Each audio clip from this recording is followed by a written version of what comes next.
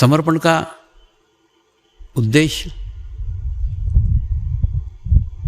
समाज में बहुत बड़ा है। वो ये है कि मनुष्य कभी सुधार ही नहीं सकता। मनुष्य के नियम,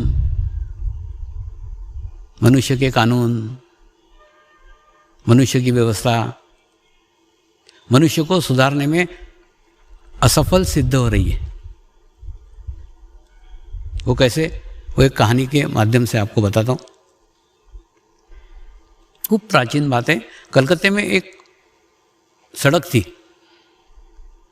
उस सड़क के ऊपर एक नियम था कि जो वायसराय था उसको ही 4 घोड़ों की गाड़ी ले जाने का परमिशन था।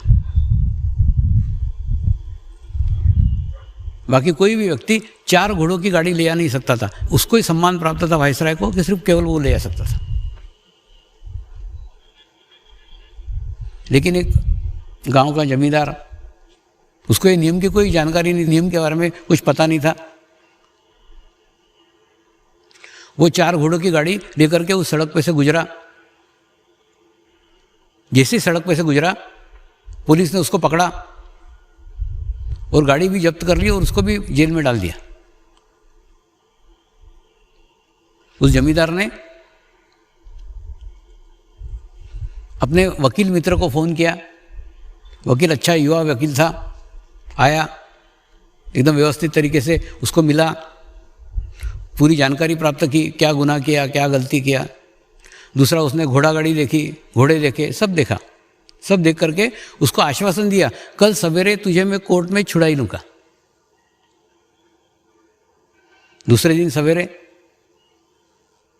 कोर्ट के अंदर पेशी हुई।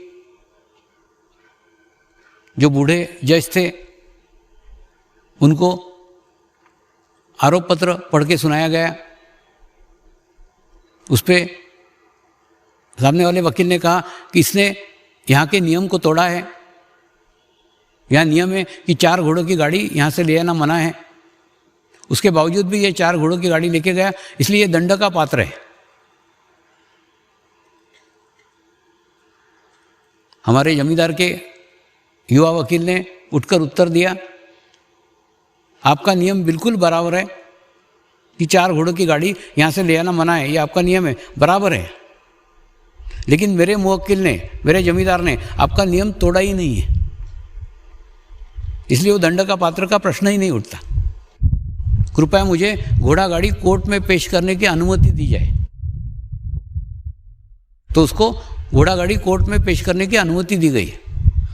और जब घोड़ा गाड़ी कोर्ट में पेश की तो उसने न्यायाधीश महोदय को रिक्वेस्ट किया, आप थोड़ी आपके कुर्सी से नीचे आइए, नीचे आकर के यहाँ झुक कर के देखिए, ये 4 घोड़े नहीं, 2 घोड़े और 2 घोड़ियाँ हैं, तो कहाँ नियम तोड़ा है। वो मजिस्ट्रेट नीचे आया, उसने देखा सचमुच 2 घोड़े और 2 घोड़ियाँ थी, तो नियम टूटा ही नहीं था।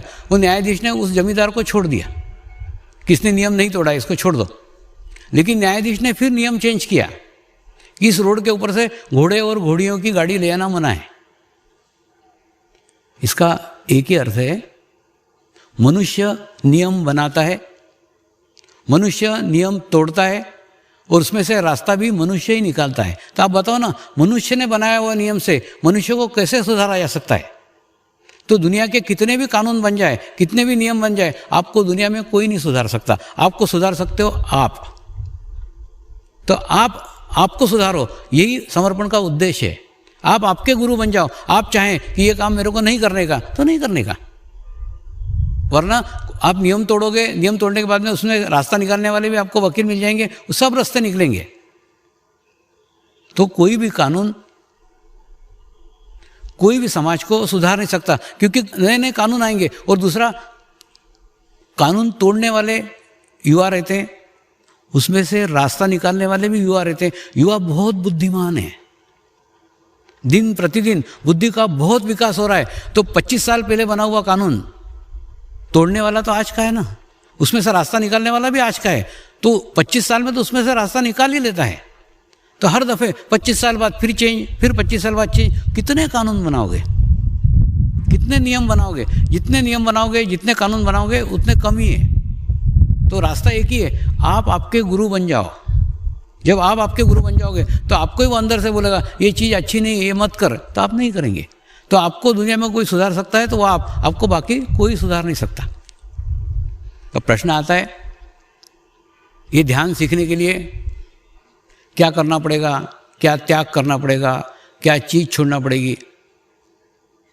तो इसके अंदर कुछ भी छोड़ने का नहीं है। वास्तव में ध्यान के द्वारा परमात्मा को हमारे साथ जोड़ने का है। इसमें कुछ भी तोड़ने का, फोड़ने का, छोड़ने का कुछ नहीं है। जो आपके साथ है आप सब के साथ रहो और उसको परमात्मा को जोड़ो।